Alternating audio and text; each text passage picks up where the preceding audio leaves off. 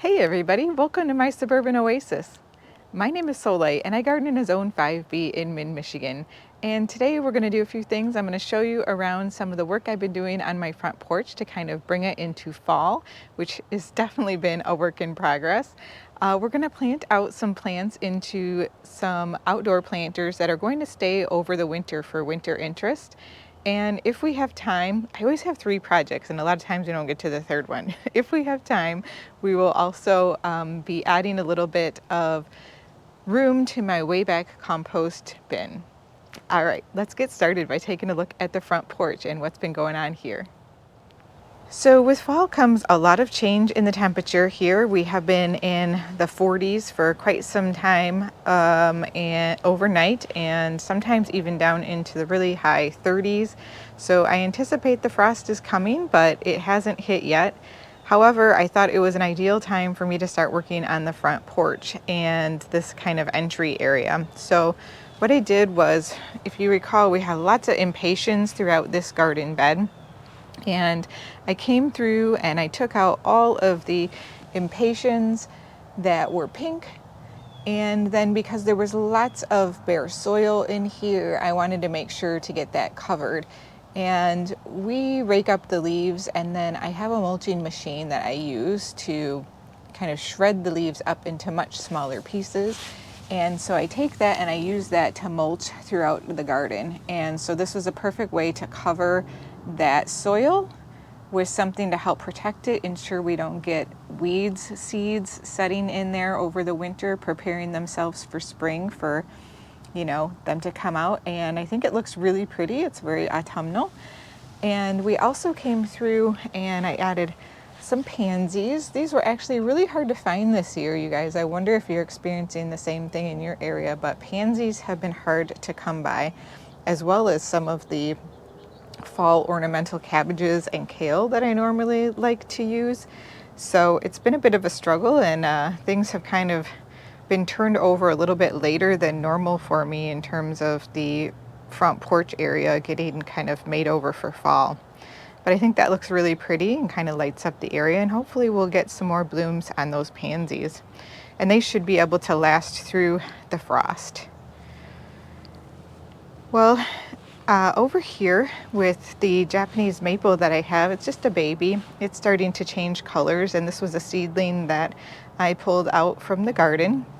And I underplanted that with some fall grasses as well as a purple cabbage. And you'll see I have some other kind of plants that I haven't used yet here. They're like Brussels sprouts and purple cabbages, because I kind of had to supplement some of my plantings with just some vegetable seedlings that I found in the store for color. Now I haven't planted these yet either, but I've got some Dinosaur kale back here to be able to use, as well as some, I think they call this raspberry sorrel, raspberry drizzle. Isn't that beautiful? I haven't ever been able to find red sorrel around that often, let alone in such small containers, so that was really fun. Now up in the window box here, which I think looks really pretty and has definitely got a more autumnal look, we have some beautiful grasses. This grass is actually alive. This is just its natural color, which I think is very autumnal. And it will actually be hardy down to down to 0.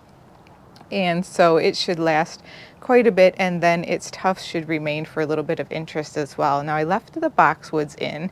I just had to pull out all of the annuals that were in here. We had impatiens in here as well. And the silver falls here will die back, but I tucked in some of the cuttings from our hydrangeas just as some little filler and for a little bit more color. And then you can see I used some of that sorrel on the ends as well. And I think that turned out really pretty. And down here I got some Dusty Miller in a pot, and I think that's hardy down to zone 7, so it should be okay for a while as well. I wanted to make sure I got some plants that had some pretty good hardiness since we're getting ready to have a frost soon. In this I took my dried Schubertii seed head, and you can actually see some of the seeds in the pods there that haven't spilled out yet. And then we have some ornamental purple kale and this beautiful, I think this is an ornamental cabbage. And I've got a few more of those that I haven't planted into anything yet. But this is definitely a work in progress because this is a very messy area to work in when I'm potting. It's just kind of small and cramped, so it's really hard to film anything, so that's why I didn't take you guys along for the journey with that. So we have more of the grasses in this pot here. We have the Dusty Miller as well as a very beautiful large cabbage back here. And then again, I just surrounded it with some of those veggies, like the cold season veggies like Brussels sprouts and the purple cabbage for a little bit more color. Now on the actual porch, you'll see we use some ornamental kale, and I think that is really beautiful, along with the purple cabbages over here. And then we have some of the firework seed heads from the Schubertii back behind the birdhouse. And I planted up this planter next to it with that gorgeous grass and some bright pop of color with the pansies. And I just mimicked that planter up here as well, just for a little bit of repetition. And I think it lights up against the brick really nicely. This can be a dark area, very shady. It faces the east and north. And then I was able to get on clearance some of these, I believe these are the Red Rover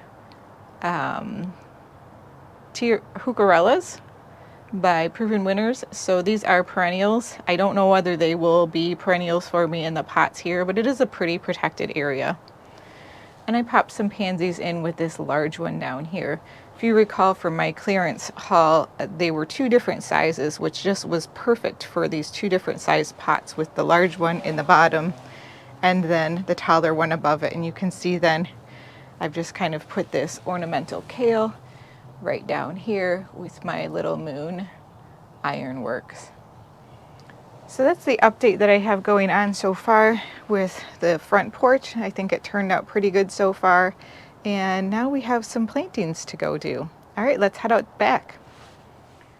All right, well, we're back on the deck right now, and I have this planter planted up with some geums, and we're just gonna be pulling these out of this pot because they are only hardy down to a zone 5, and I had them in some front planters and they were struggling along, so I moved them back here so I could baby them and bring them back to health and then get them in the ground, because things really need to be hardy at least to a zone 4 or best a zone 3 here in zone 5 to overwinter in a pot.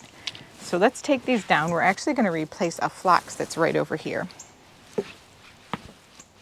So I planted this phlox, not this year, but last year, and this is an ultra pink phlox. And while it has beautiful colors, I don't really like the look of it right here in the garden. It just kind of looks a little scraggly, and the bunny likes to eat it because of it being right out in the open. So I'm taking it out. Now these tend to send out runners. That's how they spread through underground rhizomes. So there may be some random small ones that pop up. You can kind of see some of them here next year. And so I'll just have to watch for that and pull them and treat them just kind of like a weed. And I'm just going to get as much soil as I can off of this root ball. So that's what you can see. Each one of these could be separated really easily into a new plant. If I left those in there, eventually they would grow into a full plant. And I'm just going to plant both of the geums in here.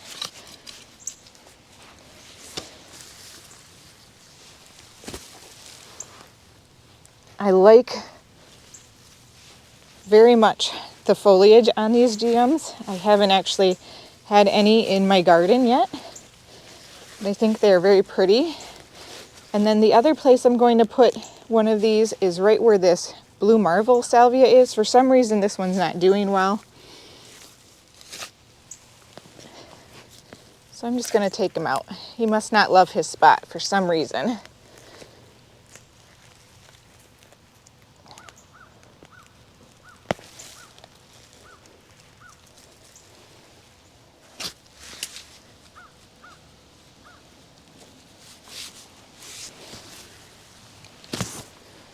Now hopefully the rabbits won't like this plant. I don't know. It did get a little nibbled on by the deer when it was out front in the pots there. And this time of year is definitely the time they're trying to put on some weight for the winter. So we'll find out, because I saw the bunny around this morning. And if it is, I'll just have to spray them. Okay, well, I think that looks a lot more beautiful, don't you? A little bit more tidy, and just a really nice pop of fresh foliage there. And the GM's foliage is very nice and soft and fluffy. It is one of the fun type of foliage for you to kind of interact with and touch and feel. It's kind of fuzzy like a lamb's ear. All right, well, let's plant up a couple of urn planters now. All right, well, I got two of these grasses here. This is, I believe, a type of miscanthus. I don't think it even has a label on it. Let me see if the other one does. I got two of these for these urns.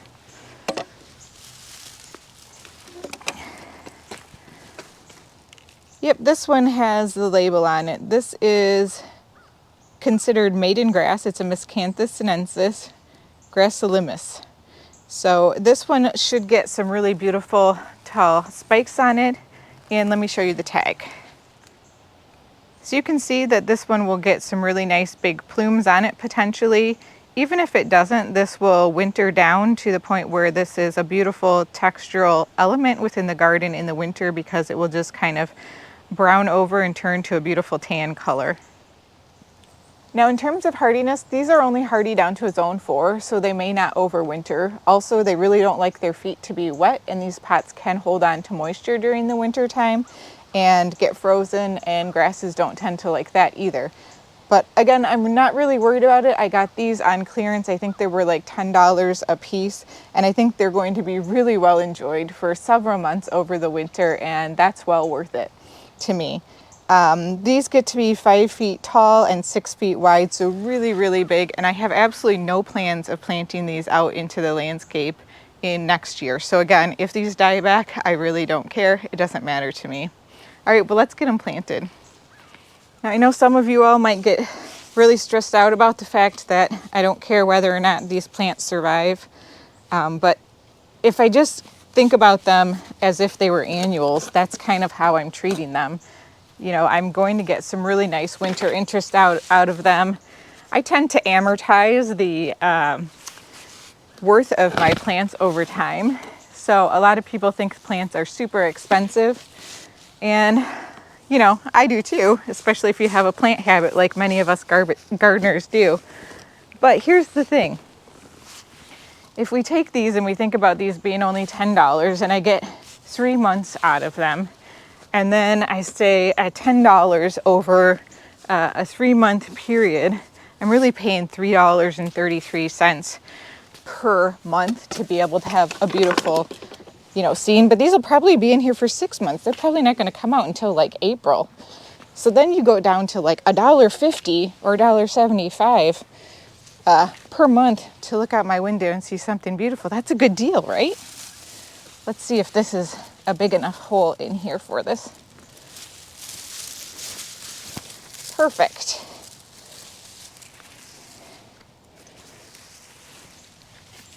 Now these potato vines are also going to die back.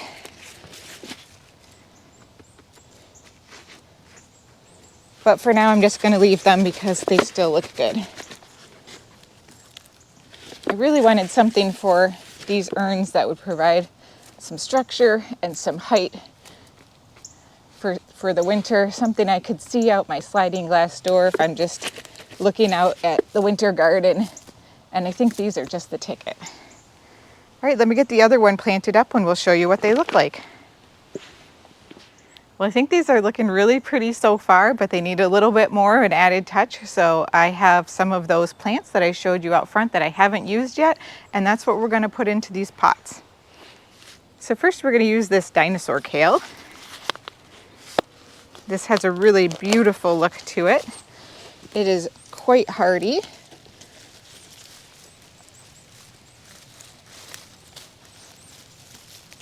I'm going to pop that in here.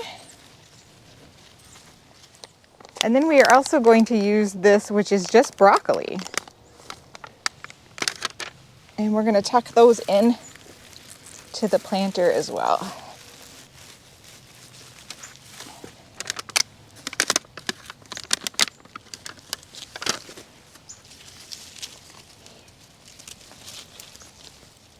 And we're going to mimic that exact same look with the other planter.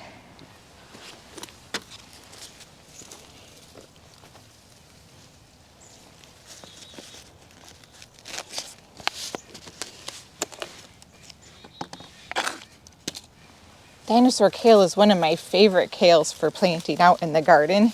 It as an ornamental plant, not just as an edible plant, because it is so architectural and structural.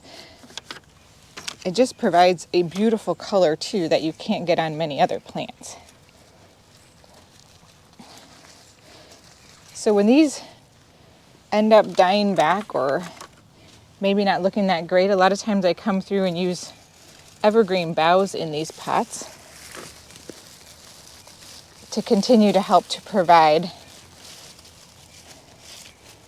winter interest. Well, I think these look absolutely beautiful now. I think they provide a great element into the garden, and I have taken out my quick fire hydrangea seedling that I had in there, as well as a couple of heucheras, but we are going to use those heucheras as well in some other planters now, so let's take care of that.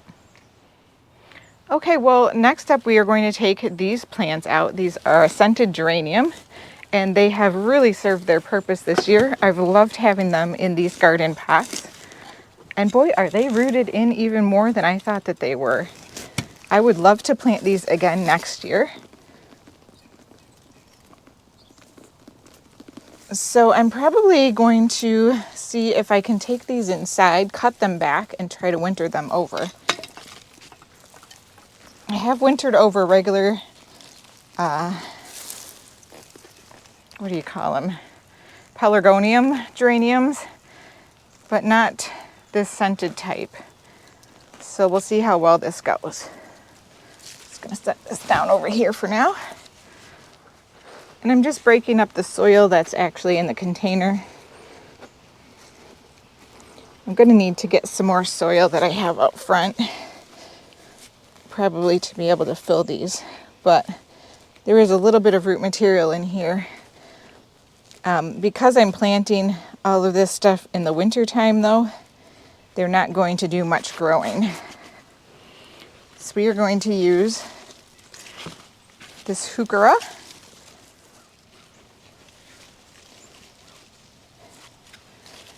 And the heuchera may or may not last throughout the winter because, again, it's not hardy down to a zone 3. It is only hardy down to a zone 5. And then let me grab my sorrel. All right, here is my red sorrel called raspberry dressing. I thought it was raspberry drizzle, but the actual name of it is raspberry dressing. Now we're just going to mimic that look in this other container, so I'm going to take care of that. I'm going to backfill and we'll show you how they turn out. All right guys, the last thing we need to change into is these beautiful Potentilla plants. So I'm going to be putting both of these into each one of these pots, and these are called lemon meringue Potentilla. And these actually have a double flower on them. So that's a new thing that's come out in Potentillas. I haven't been a big fan of Potentillas in the past, and I don't know whether I'll like these or not. But I thought I would give them a try because I thought the flowers were much more beautiful, and they are a very beautiful light yellow, and we'll show you the tag. But these are hardy down to zone 2, so these should go really well in these pots over winter. The only challenge that they might have again is if they don't like having wet feet that are cold. But these go through zone 2 up to zone 6. So these are much more suited to colder zones. And these, the roses on them look a little bit like the roses. The flowers on them look a little bit like tiny roses. And this is one that's going to bloom pretty much most of the summer. So it gets a really, really nice long period of time. It's deer resistant and it's drought tolerant. It grows 2 to 3 feet tall and 2 to 3 feet wide. So these are shrubs that could actually continue to live on in these containers throughout the years, or at least for several years if they do well. So I thought it was well worth the investment. I got these on half off. Almost all nurseries right now are having half off on their remaining inventory in our zone. So if you haven't already, go check out your local nurseries and see what's left. You might get some good bargains on some plants you've been looking for. Or even like me, try out a new plant that you hadn't thought you'd want.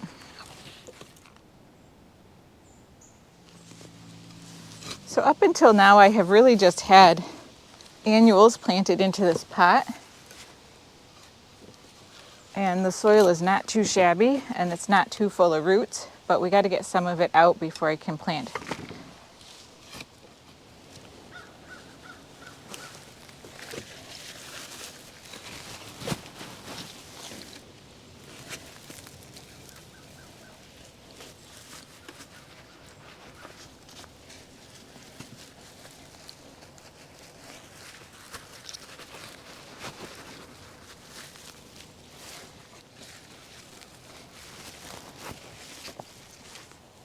Now I would have loved to have a bunch of pansies to put around the base of this. I think that would have looked really pretty, but I just couldn't get enough of them. So that's what it is. All right, I'm going to finish the other one. All right, well here we have it. We have the urns completely filled with the beautiful fall colors and some nice plantings that should help last into the winter. Now the Potentilla will lose their leaves, but that's okay. They will still have a little bit of structure in that pot. And I also might use like evergreen boughs later on, or some hydrangea blooms that have been dried, or things like that to help decorate. And there is one small flower that is on the Potentilla right now, so I thought I would show you that so you could see what they look like. Very cute.